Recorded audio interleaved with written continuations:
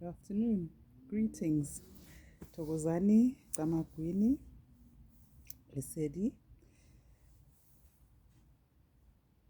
I just wanted to just add a little bit more content to the conversations that I started yesterday around DIY spiritual cleansing.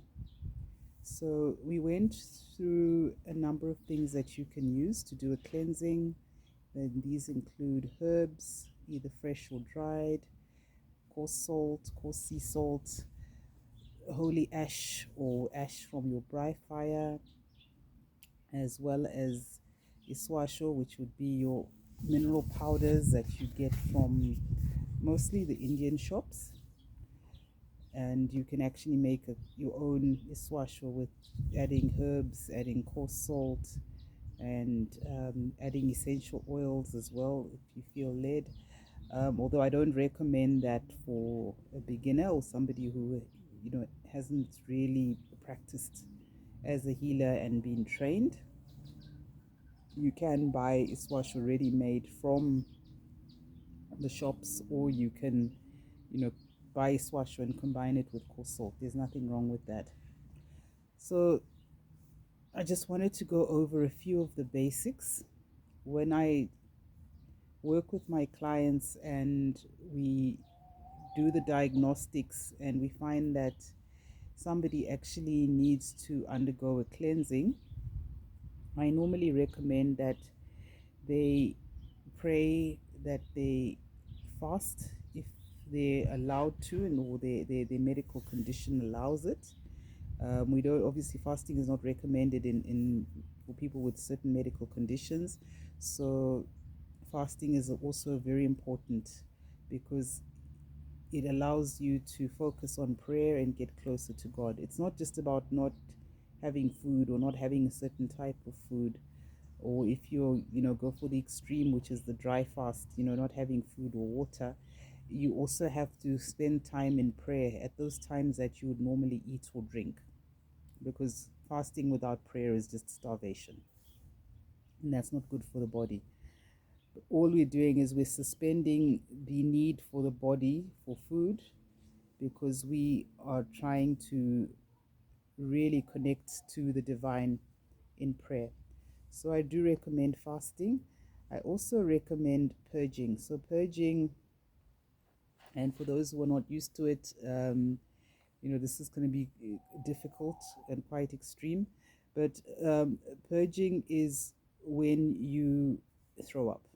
There's no easier way of putting it.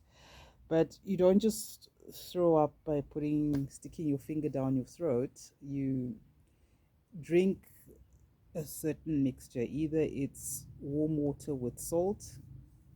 Generally, I recommend that you use warm water. Some people purge with impepo tea, so you make a tea with impepo. Any impepo can do, and obviously it mustn't be too strong. Try and have it lukewarm, and you drink copious amounts of it. The way I found works for me personally is to drink between 2 or 3 liters of the liquid, and you need to do this early in the morning, between 5 and 7 in the morning, and you do it on an empty stomach. So don't eat anything. And ideally, what should happen when you are purging is you should have your last meal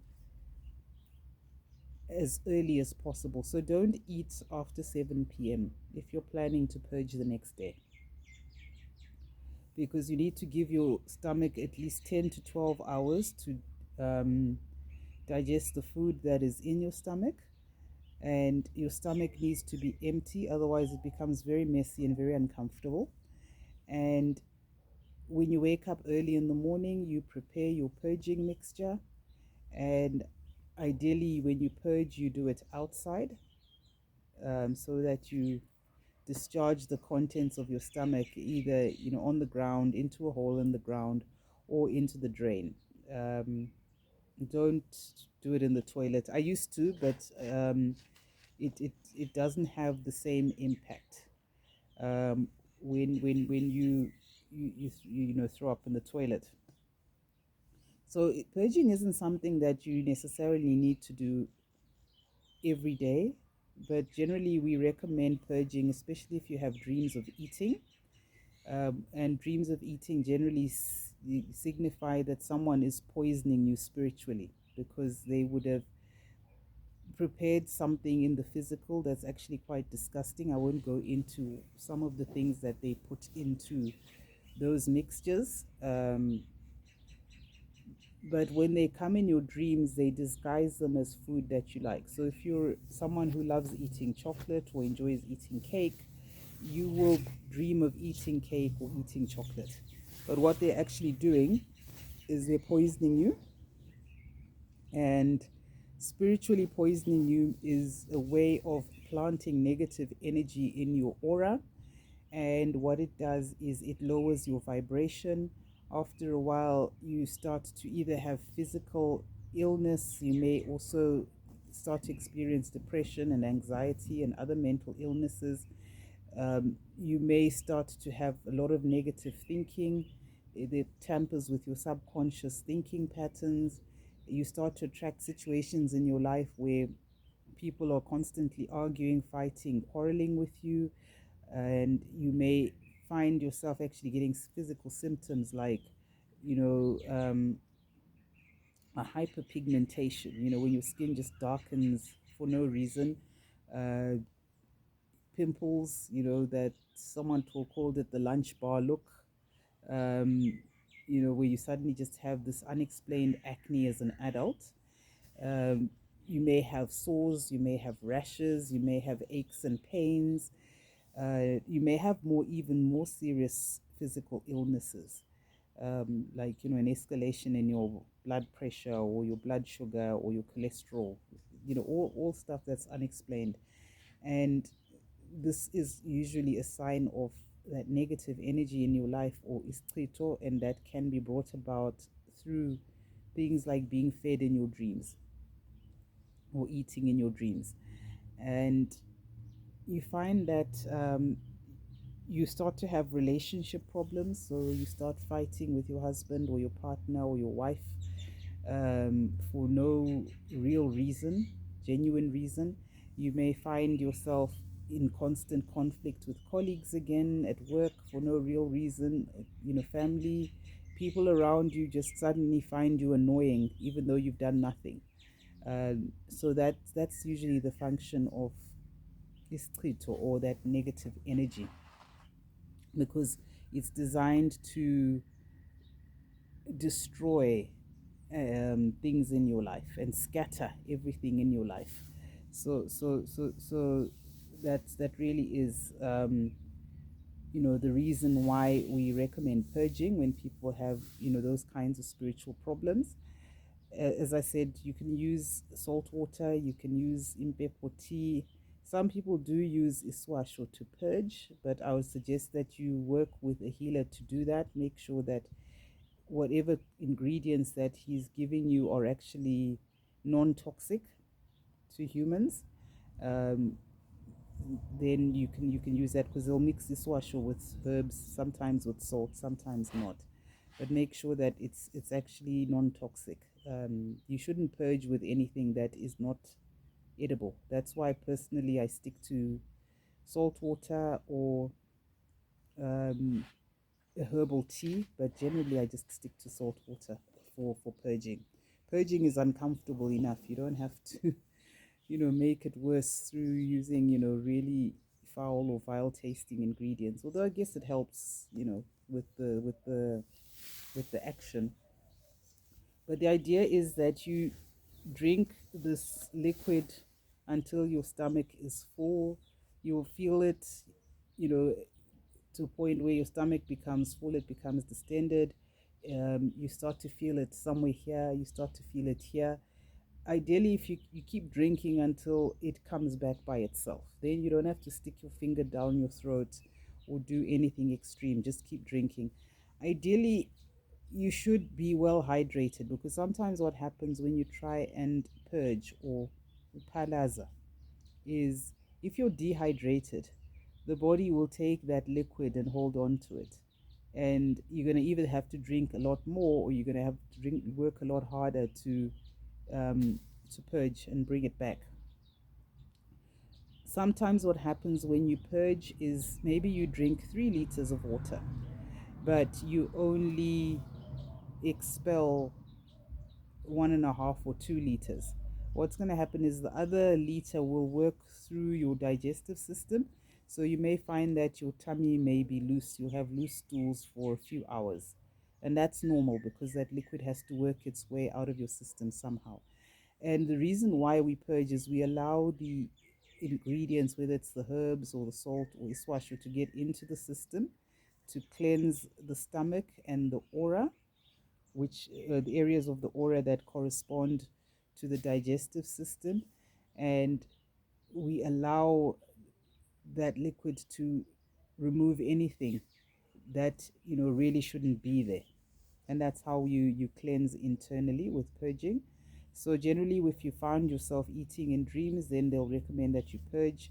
Depending on what a healer sees, you may consult a healer, and then the treatment to cleanse your aura requires you to purge. They'll also ask you to do that.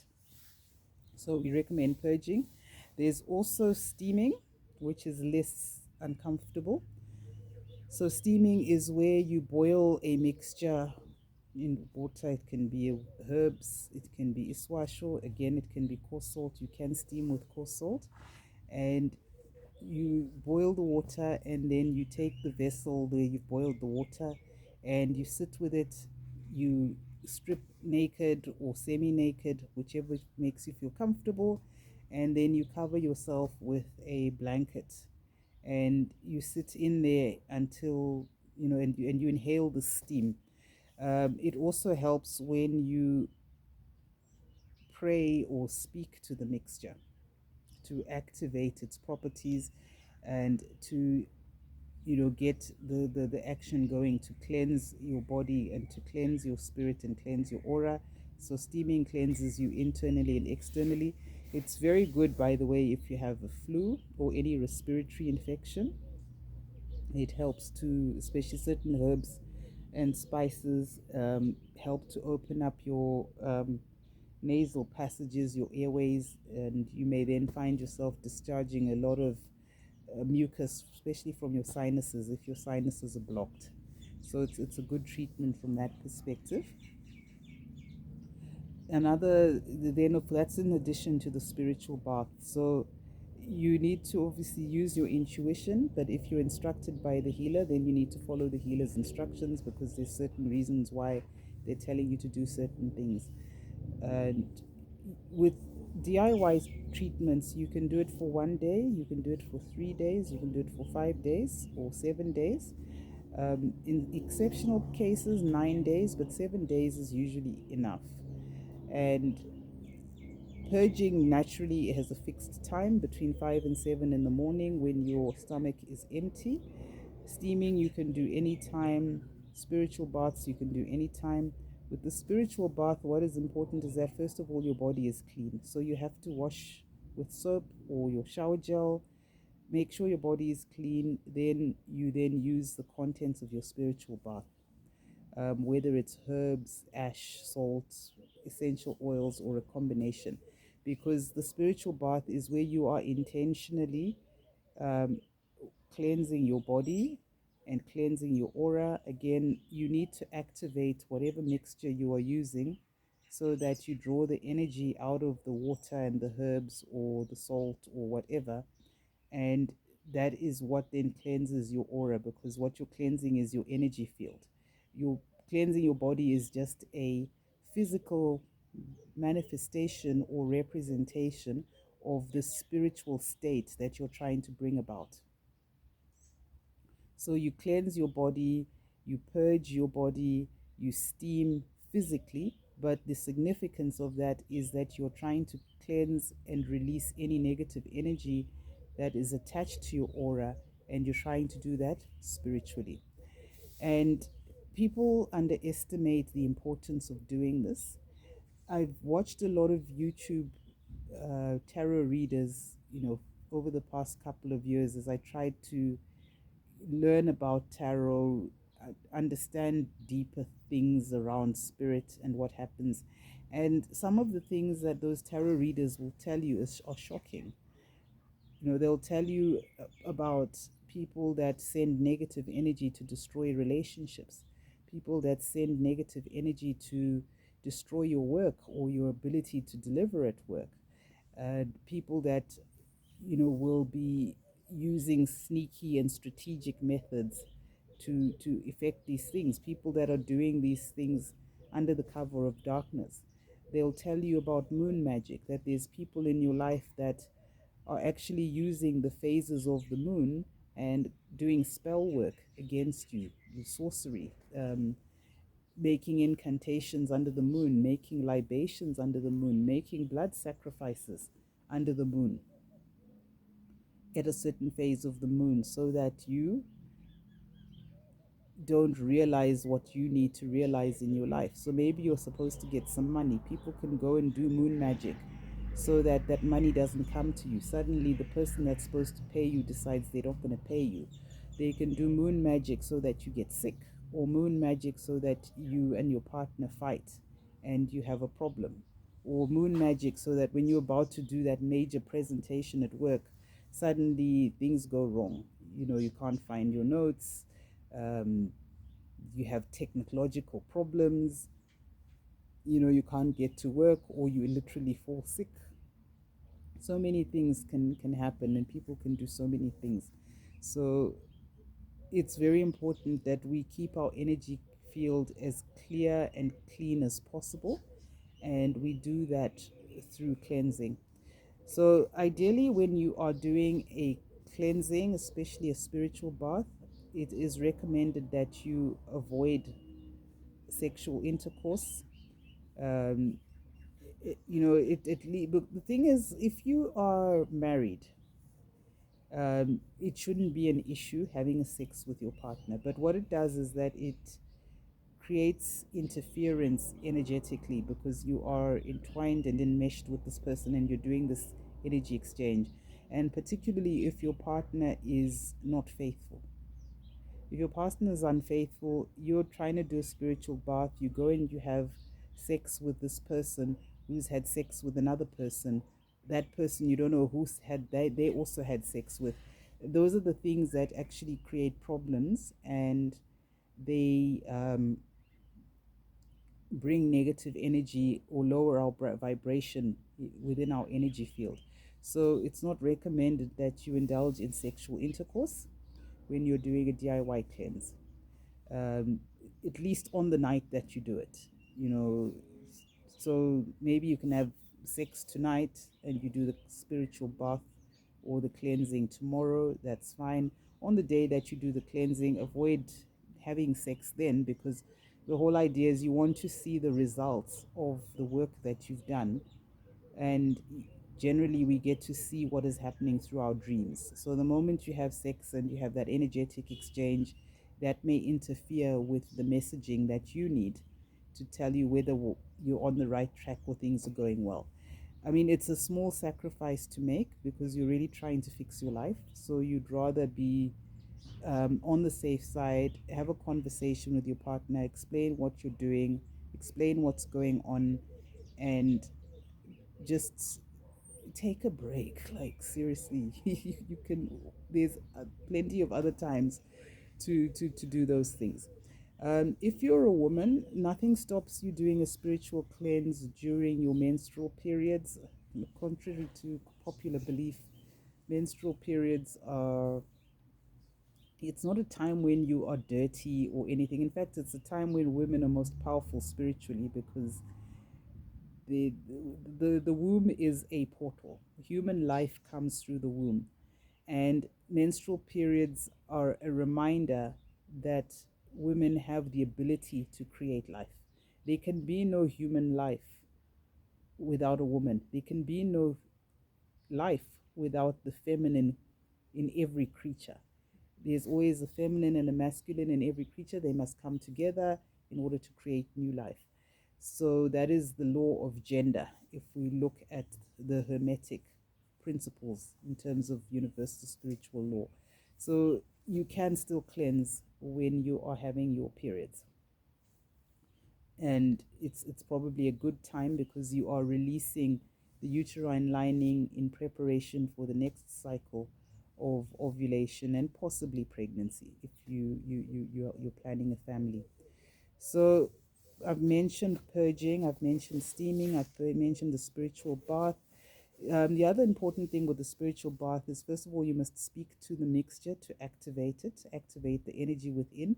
So remember, when God created the world, he spoke things into existence. He said, let there be light, and then there was light. So the evidence that is out there scientifically is that the world was created through sound. So because each and every human being is a spiritual um, entity, let me put it that way.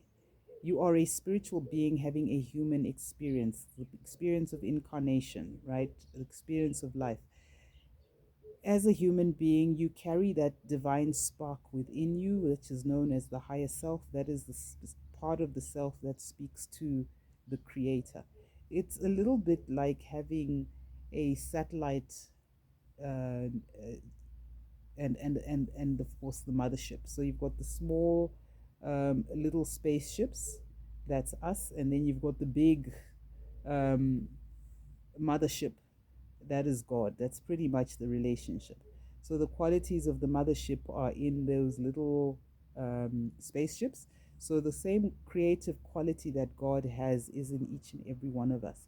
So that is why when we're doing spiritual work, we speak, we pray, we chant, we sing, we make incantations, and we speak to the work. Whether you are doing a spiritual bath, whether you are praying with a candle and invoking the energy of fire, whether you are grounding and meditating, to ground yourself with your bare feet on the earth or sitting on the ground. Um, you also chant, especially if, like those who practice yoga, they've got specific chants to do specific things when they do yoga. But all of it requires the voice to activate the energy so that you can manifest whatever it is that you are seeking to do. So you need to speak to the mixture. If you're creating a floor wash to clean your home, or you are sprinkling a mixture to chase away entities and low vibrational uh, you know beings in your space, again, you speak to the mixture and you invoke your guides and ask them to you know come and do the work of chasing away this evil. So that speaking to the mixture is very important when you're cleansing. You also want to make sure, if you do a spiritual bath, you don't towel dry. You allow your body to dry naturally, because as the water evaporates off your body, it's taking that negative energy away from your body as the water evaporates. So you don't towel dry when you do a spiritual bath. You wrap yourself with a piece of cloth, or you wear a robe or a towel. You wrap a towel around you, and you allow the majority of your body to dry naturally. And those are some of the essentials when we do a spiritual bath. Anytime you can do a spiritual bath, but if you have certain work that you're trying to do, so maybe if you're trying to manifest something new, you best work with the new moon phase, when the moon is at its smallest, and then it's growing, it's waxing. uh, you may have been born in a waxing moon phase. So if you're born during a waxing moon, that is also a good time for you to do manifestation work, where you want to bring things into your life, where you want to gain something. If you're doing work to release negative energy, a good time to do it is during the waning moon, when the moon gets smaller because it's losing energy. That's a good time to do releasing of things that don't serve you, which is what I'm recommending at this time. So manifestations best during the new moon. If you're born in a waxing moon phase, it's also good to do your manifestation work there. You can do manifestations during the full moon, but the full moon is really at a time when things should be at their height and should be complete. That's this completion of the cycle of the moon. And the moon starts to lose energy at that time.